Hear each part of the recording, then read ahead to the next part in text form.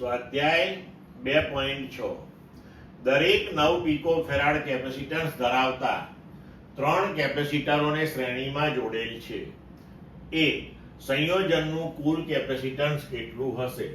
બી આ સંયોજનને 120 વોલ્ટના સપ્લાય સાથે જોડવામાં આવે તો દરેક કેપેસિટરને સમાંતર સ્થિતિમાનનો તફાવત કેટલો થશે? હવે આપણે જાણીએ છીએ કે શ્રેણી જોડાણમાં સમતુલ્ય કેપેસિટન્સનું સૂત્ર 1/CS બરાબર 1/C1 plus 1/C2 plus 1/C3 છે. તો C1 C2 C3 અહીંયા આપણને સમાન આપ્યા છે 9 પિકોફેરાડ.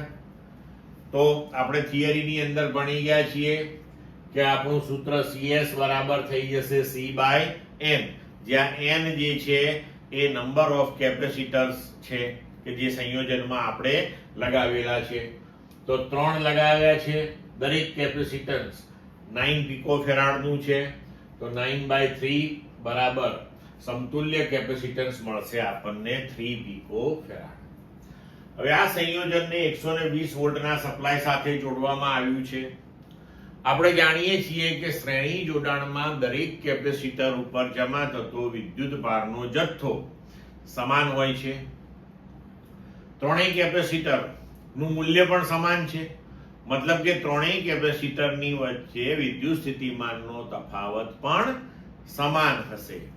અને ધારો કે આપણે ત્રણેય કેપેસિટર ના બે પ્લેટો વચ્ચેનો વિદ્યુત સ્થિતિમાનનો તફાવત V1 V2 અને V3 અનુક્રમે લઈએ તો V1 વત્તા V2 વત્તા V3 એ આપણે સપ્લાય જે આપ્યો છે 120 વોલ્ટ જેટલો થાય.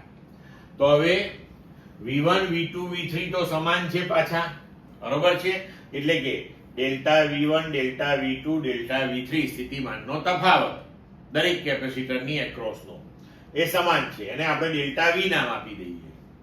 તો હવે V બરાબર ડેલ્ટા V1 વત્તા ડેલ્ટા V2 વત્તા ડેલ્ટા V3 બરાબર 3 ટાઈમ્સ ડેલ્ટા V થઈ જાય. તો ડેલ્ટા V બરાબર V/3 એટલે 120 ભાગ્યા 3 બરાબર 40 વોલ્ટ. એટલે કે દરેક કેપેસિટર ને સમાંતર સ્થિતિમાનનો તફાવત એ 40 વોલ્ટનો થશે. ક્લિયર?